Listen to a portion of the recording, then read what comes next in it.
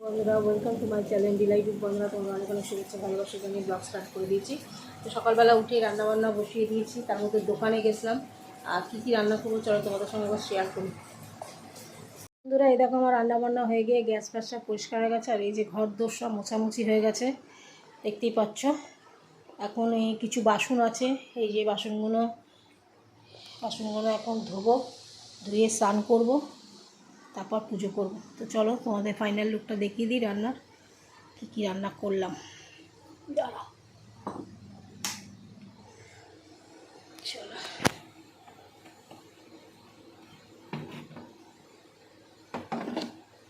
একটা একটা করে দেখাই। দেখো, এখানে আছে ভাত,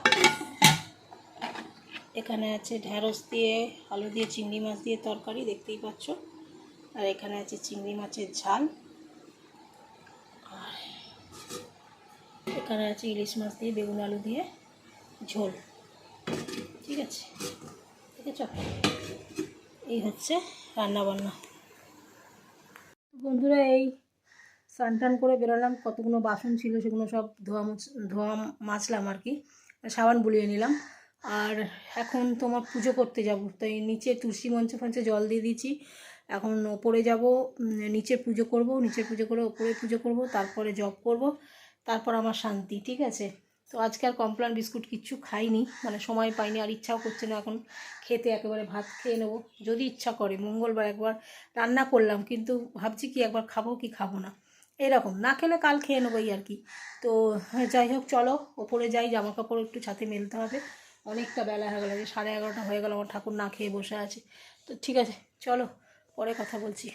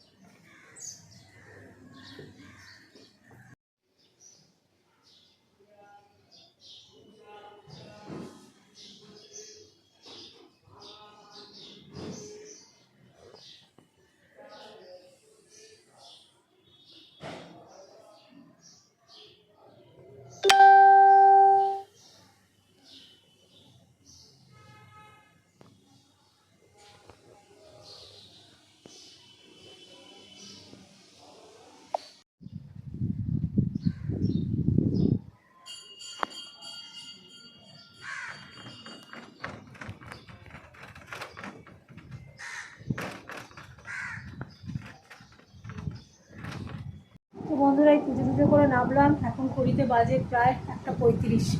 অনেক দেরি হয়ে গেছে আজকে। ঠিক আছে, কিন্তু উঠেছি 8টার সময়, জানো তো। যাই হোক, একটু দোকান গেছিলাম, এই করতে করতে অনেক দেরি হয়ে গেল। এখন আর আগের মতো অত পারছি না, মন মেজাজও ভালো নেই, শরীরের সেই ব্যথা বেদনারও ইয়ে নেই।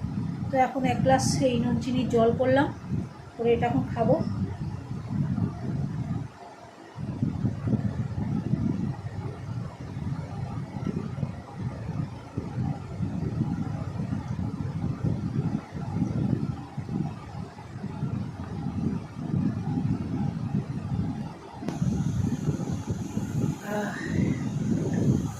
আমার দইটা ফুরিয়ে গেছে, দই পাতা হয়নি। তো যাই হোক, একটা ঠান্ডা জল করলাম, এখন জব বাকি আছে, জব করবো, মানে জব করতে পারছি না জল না খেয়ে। তো ঠিক আছে, চলো এখন রাখি, জব টপ করে যখন খাবো তখন আসছি। দেখো, এখানে নিয়ে নিয়েছি ইলিশ মাছ বেগুন আলু দিয়ে ঝোল, এখানে নিয়েছি চিংড়ি মাছের ঝাল, এখানে ঢ্যাঁড়স আলু চিংড়ি মাছ দিয়ে তরকারি, এখানে আছে নিম পাতা আলু ভাতে। তো বন্ধুরা, রান্না করার পর যেন এমন হচ্ছে, মনে হচ্ছে না আজকে মঙ্গলবার রান্না করেছি, আবার ভাবছি খাবো না, আবার ভাবছি থাক করে নিয়েছি, খেয়ে নিই রান্নাটা। তো যাই হোক, তো অবশেষে রান্নাটা খেয়েই নিচ্ছি। তো বড় মনের মধ্যে দ্বন্দ্ব হচ্ছে যে খাবো কি খাবো না, খাবো কি খাবো না। তো চলো এখন এই মুহূর্তে রাখছি, খেয়ে দিয়ে উঠি, তারপর বিকেলে তোমাদের সঙ্গে কথা বলছি।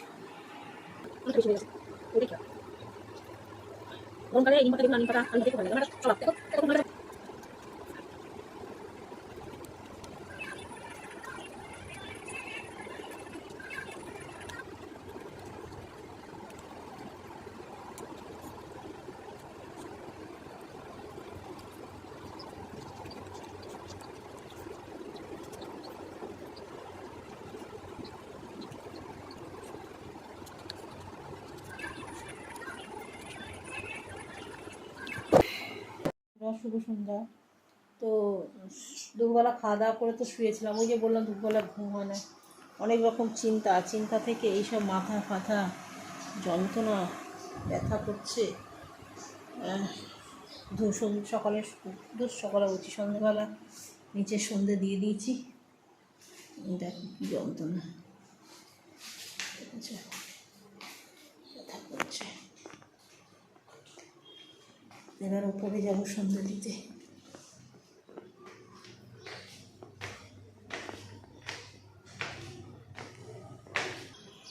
দেখো বন্ধুরা, জামাটা তুলিনি, পড়ে গেছে, যাক গে ছাদ পরিষ্কারই আছে, ধোয়া।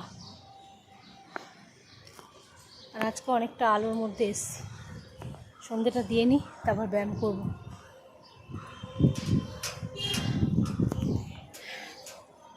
হাঁপিয়ে গেছি। গত পরশুদিন একটা পার্লারে গেছিলাম ট্রায়াল দিতে, পার্লারটা হচ্ছে মানিকতলায়।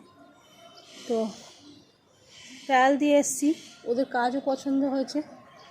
কি আজকে আমাকে এখন ফোন করেছিল, আমি 12,000 মাইনে বলেছিলাম, তারপরে বললাম 12,000 বলেছিলাম। তো তারপরে আমাকে ওরা এই ফোন করে, এই জাস্ট ফোন করে বললো যে 9,000 টাকা দেবে জয়েন করতে, হ্যাঁ 1 মে থেকে জয়েন করতে। যদি পারি, বলছে যদি তুমি পারো তুমি এখনও করতে পারো, হাফ ডে মানে হাফ এতেও করতে পারো, আর যদি না করো তাহলে তুমি 1 মে থেকে করতে পারো। কিন্তু 9,000 টাকা আমি করবো না বন্ধুরা, কারণ গাড়ি ভাড়া আছে, পরিশ্রম আছে।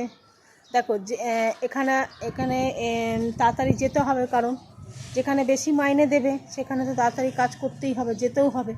আর 12টার আগে আমার হবে না, আমি বলেছি যদিও বা যে আমি 12টা থেকে রাত্রি 8টা অবধি করবো, তার বেশি করতে পারবো না। তো ওরা বলেছে 12টা না করে 11:30 12:15 মধ্যে এলেও চলবে, কিন্তু 12টা 12:30 করো না। আর 12টার আগে আমার হয় না, তাই জন্য সব কিছু বলে ঢোকাই ভালো। তো যাই হোক, সেই টাইমটা ওরা রাজি হলেও 12টা থেকে 12টা নয় 12:15 মধ্যে জাস্ট ঢুকতে বলে, 11:30 থেকে 12:15। তো আমি বলেছিলাম আমার 11:30 হবে না, 12:15। তো সব কিছু সব জায়গা তো হয় না।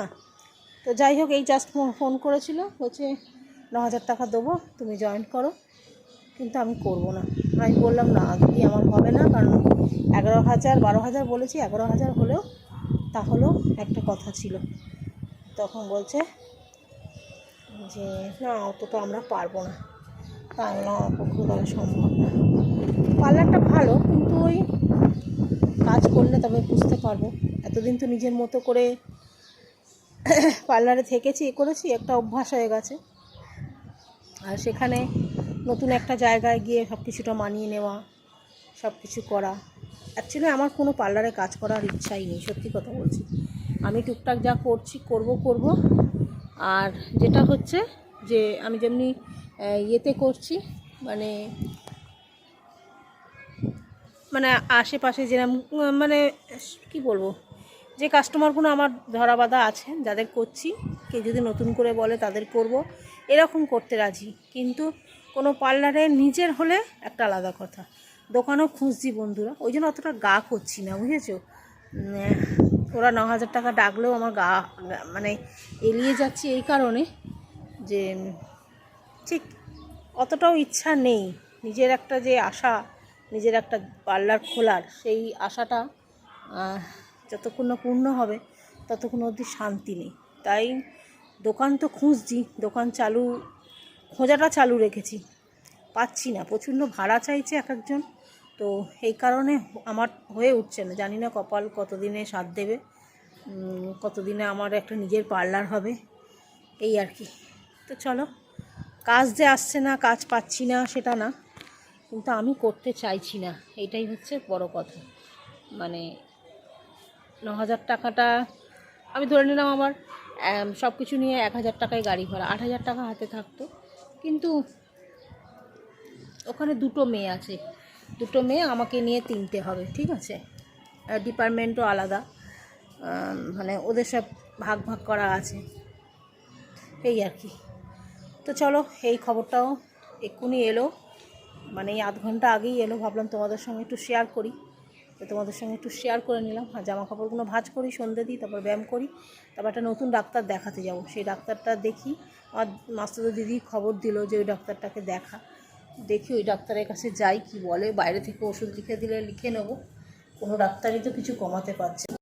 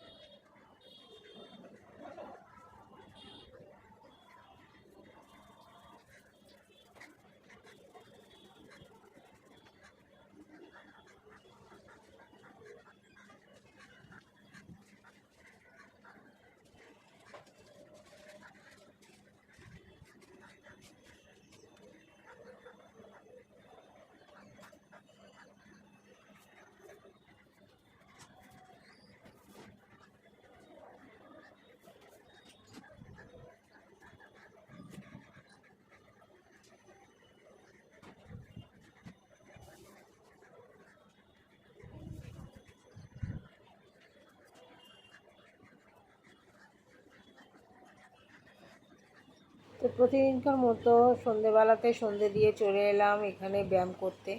আর কালকে ব্যায়ামটাও করেছি, সেটা ফেসবুকে ছেড়েছি, তোমাদের ইউটিউবে ছাড়ানো হয়নি। হ্যাঁ বন্ধুরা, যত তাড়াতাড়ি দেখছি এটা করছি, তত তাড়াতাড়ি কিন্তু করছি না। যেহেতু আমি আধ ঘন্টার কাছাকাছি প্রায় 20 থেকে 25 মিনিট ব্যায়াম করি, তো সে কারণে 20 থেকে 25 মিনিট যদি আমি ব্যায়ামটা দেখাই, তাহলে কিন্তু আমার পক্ষে ভিডিওটা অনেকটাই বড় হয়ে যাবে। সে কারণেই এত তাড়াহুড়ো করে দেখিয়ে দিচ্ছি। আর যতটুকু তোমরা দেখছো, আশা করছি তোমরা বুঝতে পারবে, ঠিক আছে।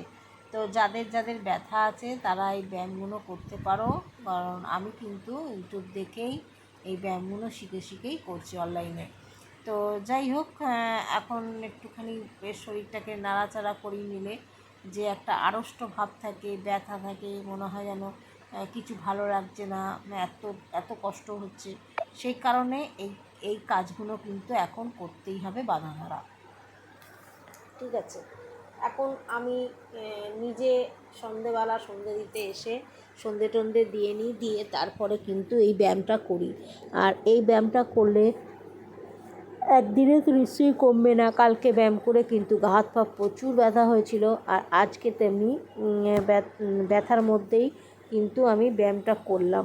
জানো ব্যায়ামটা করলে অন্তত করে পা হাত পাগুলো একটু হালকা হালকা হালকা লাগে, নাহলে কিন্তু প্রচণ্ড ভারী লাগে। আর সেই কারণে আমি ভাবলাম যে না, আর দেখো মনে হচ্ছে যেন আমি কত্থক নাচ নাচছি, কিন্তু এটা না বন্ধুরা, ওই দৌড়ানোর মতো করে করছি। আর এই যে সারা ছাদ একটুখানি ঘুরে নিলাম, মনে হচ্ছে যেন আমাকে বল বেয়ারিং চাকা লাগিয়ে দিয়েছে, আর আমি পাই পাই করে ঘুরছি, ঠিক আছে। কিন্তু এটা না, আমি এতটাই স্পিড করে দিয়েছি, কিন্তু 20 মিনিটের ব্যায়াম দেখাবো না বলেই সব কিছু তাড়াহুড়ো করে দেখিয়েছি। আর এখানে কাঁধের ব্যায়াম, এই ব্যায়াম, কাঁধ থেকে খুব যন্ত্রণা করছিল কালকে। কাঁধের ব্যায়াম করার আগে যত না যন্ত্রণা করেছি, ব্যায়াম করার পর থেকে কিন্তু প্রচুর যন্ত্রণা করছিল। তো যাই হোক, আমার একটু ঘোরা টোরা হয়তো একটুখানি বেশি হয়ে গেছে, বা একটু বেশি ঘুরে নিয়েছি, সেই কারণে খুব ব্যথা করছিল। আর এই ব্যায়ামটা করার সময় ঘাড়টা যা লাগে না, মাথাটা ঘুরে, কিন্তু ঘাড়ের একটা মরমরানি আওয়াজ, সেটা দেখি ডাক্তারবাবু বসেছে নাকি। যাই হোক, আর যদি বসে তো ডাক্তার দেখিয়ে ওষুধ লিখে দেয়, ওষুধ নিয়ে আসবো। আর যদি না বসে তো বাড়ি চলে আসবো। তো চলো এখন যাই। চলে এসছি, দাঁড়া দাঁড়া, মাসির বাড়ি এসছি, এই যে এখানে বসে আছি। ছোটো মাইমাকে নিয়ে ডাক্তারখানায় দেখিয়ে ওষুধ আনতে গেছিলাম, সেই ওষুধ নিয়ে এসে যেখানে গেলাম ওষুধের দোকান বন্ধ ছিল, তো এখানে মাসির বাড়ি চলে এসছি। পাড়াতে ওটা কিন্তু পরে মাসির বাড়ি চলে এসেছি, এখন ঘেমে নেই, স্নান হয়ে গেছি, এসিটা চালাতে বললাম। তারপরে চলো পরে আসছি। এক গ্লাস শরবতের যে ব্যাগটা দিচ্ছে সেই কালার দিয়েছে, দই দিয়েছে, চেয়ারে বসে বসে করতে হবে। এই দেখো আমি এখানে বেশ কয়েকবার নাড়াচাড়া করে এগুলো সব বসে বসে ইউটিউব দেখে দেখে আমি কিন্তু এই ব্যায়ামগুলো শিখেছি। ঠিক আছে, চলো আমার কিন্তু ব্যায়ামের ক্লাস শেষে দিবে, তারপরে আমি এবার চলে যাই।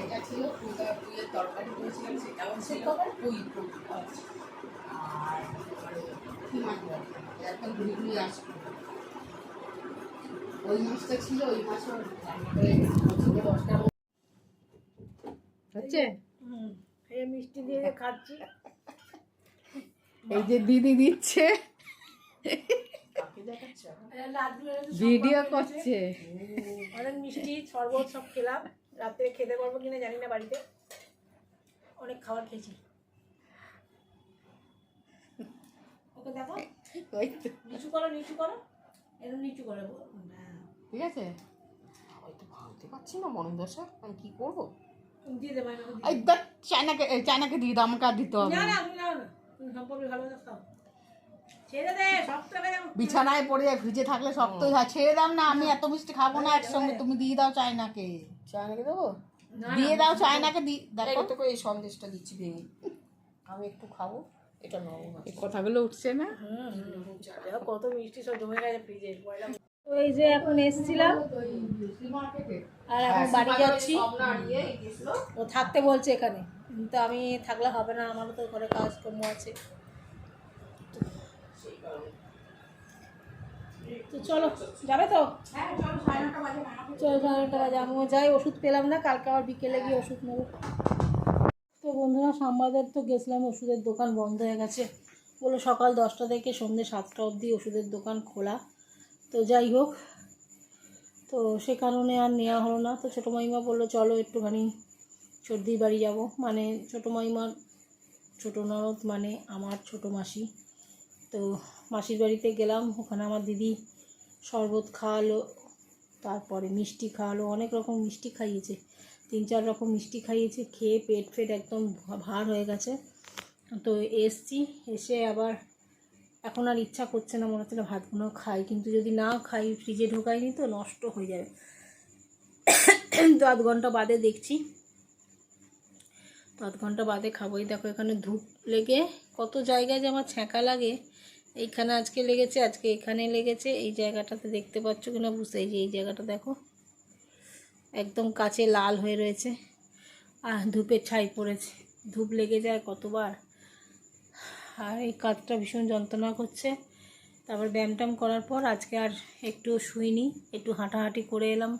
অনেক দিন যাবৎ মন মেজাজ খারাপের জন্য রাস্তাঘাটেও বেরোচ্ছি না, তো একটু ঘুরে টুরে এলাম, ঘুরে মানে দরকারেই গেছিলাম।